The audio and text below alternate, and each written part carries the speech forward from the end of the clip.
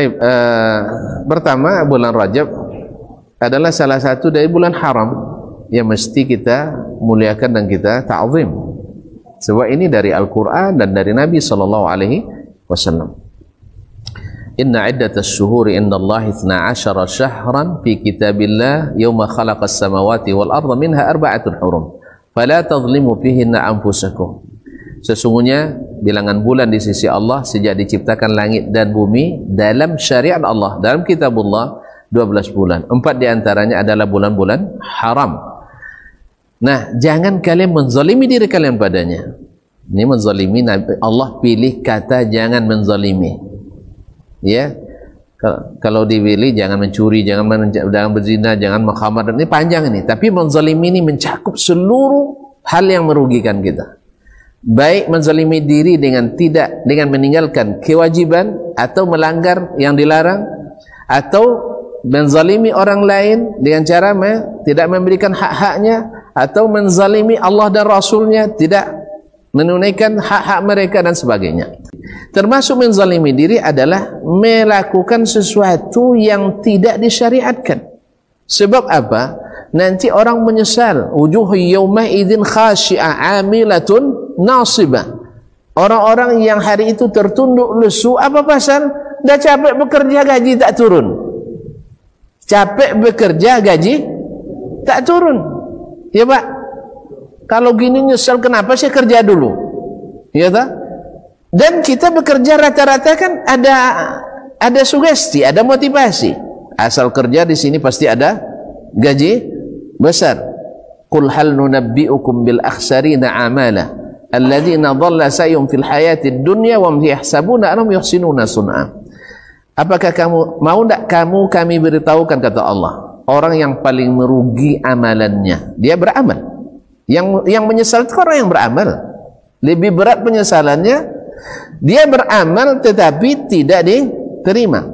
Alladzina dhalla sa'yuhum, orang yang sesat jalan usahanya di dunia dengan perkiraan wahum yahsabuna annahum yuhsinuna sun'a, dan semuanya mengira telah berbuat baik. Tak ada orang yang berbuat sesuatu kecuali mengira itu baik. Betul kan? Padahal mereka tanpa ilmu. Apa ilmu itu? Kalimat al-ilmu ketika disebutkan secara mutlak, ilmu kitab wa sunnah, karena agama ini berdiri di atas kitab dan sunnah.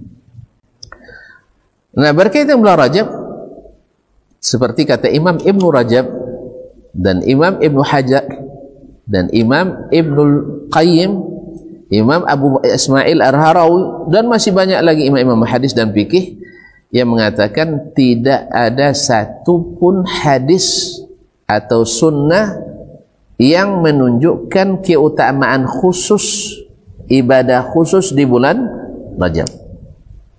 Yang secara khusus tidak ada.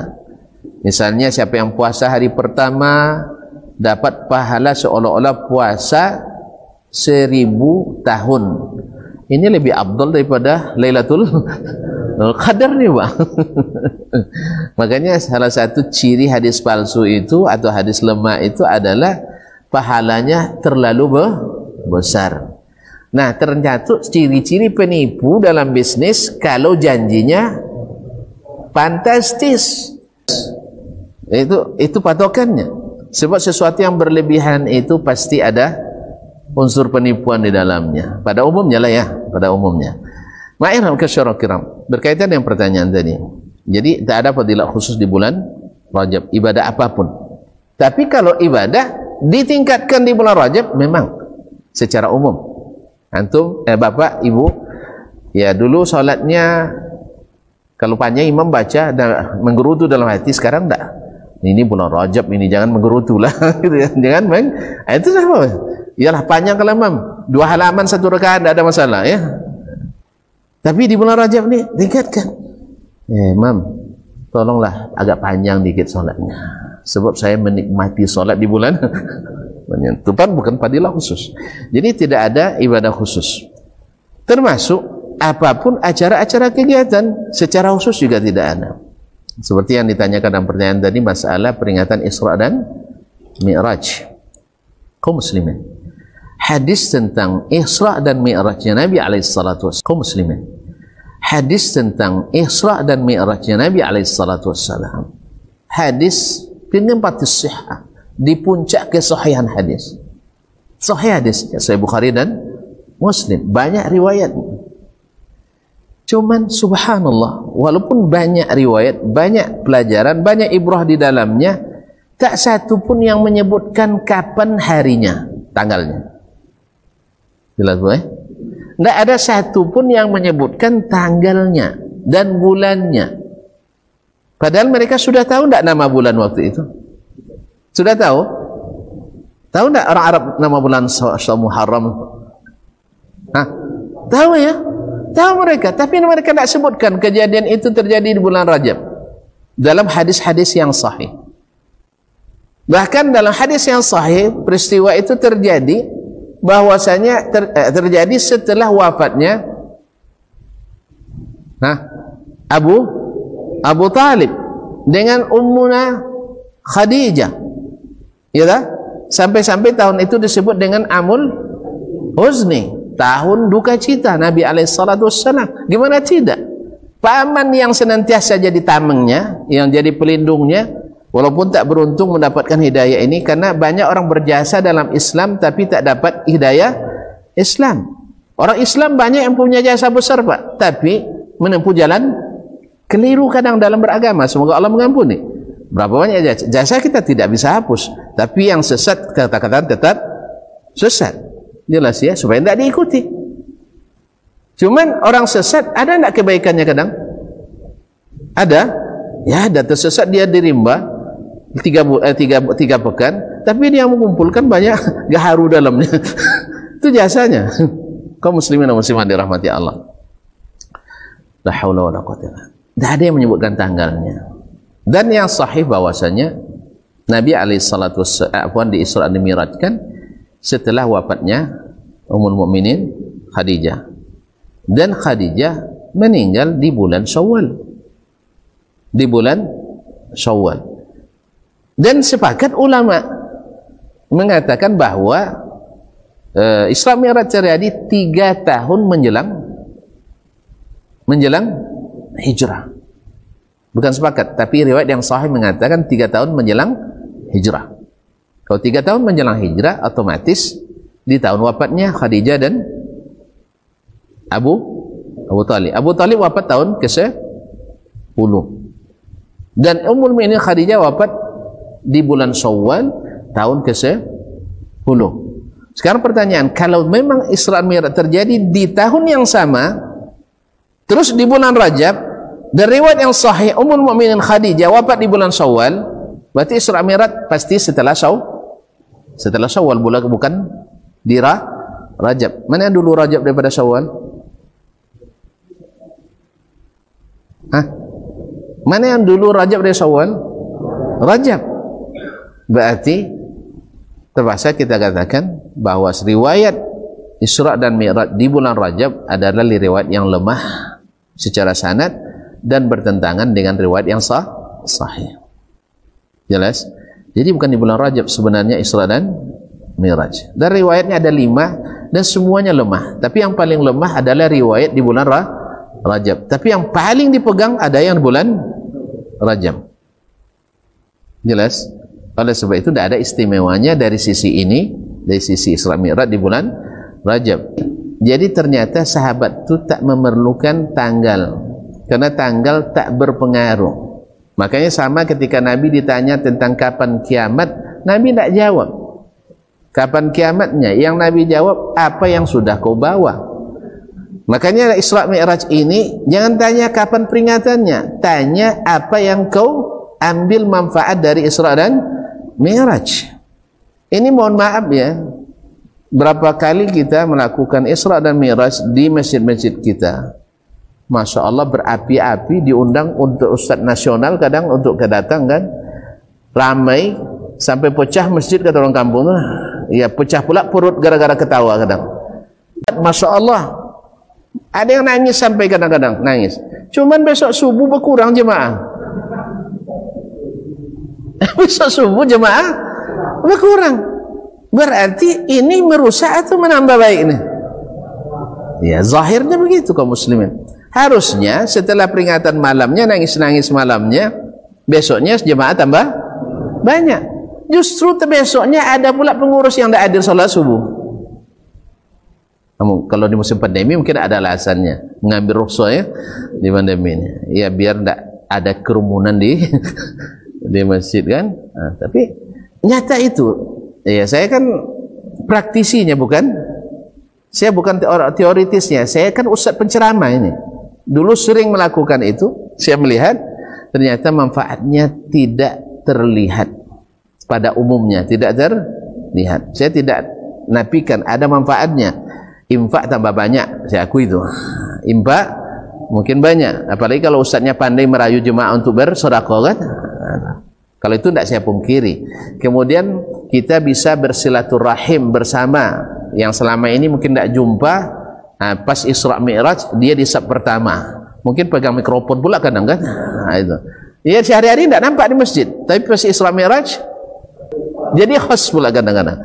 Ya mungkin ini manfaatnya. Awalnya dia tidak kenal masjid, jadi kenal masjid. Tapi manfaat-manfaat ini tidak menjadikan bahwa sesuatu yang tidak disyariatkan menjadi disyariatkan. Tapi tidak boleh ceramah. Ceramah boleh aja. Kalau memang munasabahnya ada jadwal ceramah hari itu dan orang berceramah tentang Isra Mi'raj, tidak ada masalah. Atau tidak ditambah bulan Rajab ini kegiatan dakwah. Misalnya nambah, ya tambah ilmu kita di sini karena kebaikan banyak di bulan ini, ya insya Allah tidak ada masalah. Asal jangan menjadi sesuatu yang bersifat khusus. Wallahu a'lam. Ya. Tapi walaupun demikian, kalau ada orang yang melakukan, ya melakukan, kita juga tidak boleh memaksakan kehendak tadi. Itu harus itu. Tidak boleh memaksakan kehendak. Pada orang kafir aja tidak boleh kita paksa masuk Islam. Padahal kita yakin orang kafir masuk neraka tidak keluar kan? Apalagi orang Islam, walaupun masuk neraka nanti akan keluar lah. Lagi tidak boleh dipaksa. Tetapi memberikan pengertian, memberikan pelajaran, diskusi secara ilmiah, memberikan tulisan tentang itu boleh. Sebagaimana orang yang tidak berdasar dalil boleh menyiarkan, masa yang mengingatkan dengan dalil tak boleh mengingatkan? Yang penting tidak boleh saling lempar batu, jangan. Ya, jangan saling berbalik wajah, jangan. Kalau antum silakan mau tidak ada masalah. Nah, tapi kalau saya ya karena sudah terlalu sering, sudah puas pula gitu ya. Sudah terlalu sering, puas saya. Nah, tapi kalau ada nanti orang yang melakukan, saya juga tidak larang. Sampai saya katakan, sempat saya jadi kaum muslimin dan muslimat dirahmati Allah, sempat saya jadi presiden, Pak. Nanti Bapak jadi apanya? Kepala staf kepresidenan nanti kan. Ya, lalu Bapak ajukan apa namanya? Proposal ya, bukan proposal apa? Anggaran RAB-nya.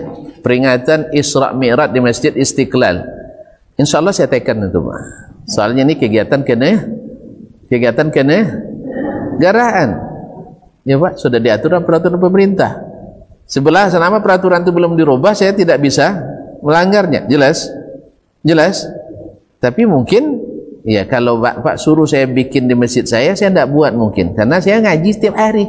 Untuk apalagi ngaji sekali setahun. Yang ngaji sekali setahun silakan aja, tidak ada masalah. Jelas ya? Saya kira ini sikap pertengahan ini. Bahkan kalau diundang saya untuk ceramah Isra Mi'raj, saya pertimbangkan. Insya Allah saya isi. Mau ngisi enggak? Undang saya jadi penceramahnya. Saya isi. Saya pertimbangkan dengan berbagai alasan. Kadang ada beberapa kalangan, beberapa tempat tidak pernah kita bisa masuk ke dalamnya kecuali melalui acara ini. Jelas, Pak? Ya, saya walaupun sudah berkali-kali sebenarnya tidak ada kesempatan ke Istana Negara karena saya sebagai Dewan Hakim nasional dan internasional lomba hadis waktu itu 4 kali, sederhana saja. Tapi kalau seandainya wajib saya datang. Ketika sifatnya tidak wajib, ya mohon maaf, mungkin belum masanya saya datang. Jadi tapi kalau seandainya diundang nanti ceramah Isra Mi'raj oleh Pak Presiden, saya pertimbangkan. Tapi jangan bersyarat. Harus ajukan konsep dulu sebelum ceramah, saya tidak terima. Sebab saya pernah khutbah depan Pak Presiden di Bangkinang, Pas Pampres minta konsepnya. Saya bilang, Pak, saya tidak pernah khutbah pakai konsep. Kalau pakai konsep gagok saya, itu bilang. Tahu gagok? Tidak lancar. Nah, kalau itu tidak bisa, Pak, katanya. Kalau tidak bisa, cari khatib yang lain. Tidak bisa mereka cari khatib yang lain karena waktu dah tinggal 2 jam. Kalau tidak bisa, berarti nanti silahkan transkrip khutbah saya bertanggung jawab setiap huruf yang saya ucapkan. Ya, bukan setiap kata, setiap huruf yang saya ucapkan saya bertanggung jawab penuh. Alhamdulillah, sampai sekarang tidak ada tuntutan. Alhamdulillah. Ya, karena kita tidak ada kepentingan apa-apa. Alhamdulillah, saya tidak berharap nanti dapat tanda tangan Pak Presiden, dapat berpose dengan Pak Presiden. Jelasnya? Jadi secara dalil tidak ada, tapi sebagian orang berijtihad. Berijtihad untuk memajak orang-orang yang jarang ke masjid, tidak pernah ke masjid, pas acara itu dia datang, maka dibuat orang kadang. Nah, kalau sudah itu sudah macam saya ada ngaji, tidak perlu lagi untuk itu. Wallahu ta'ala alam. Kemudian kalau mau ditanya apa syariatnya, tidak ada syariatnya, memang tidak ada. Karena memang tanggalnya sendiri secara sejarah riwayat tidak sahih tanggal 27 Rajab, tidak sahih. Nah, itu riwayat yang termasuk yang paling lemah, walaupun paling masyhur dalam kitab sejarah. Wallahu ta'ala alam.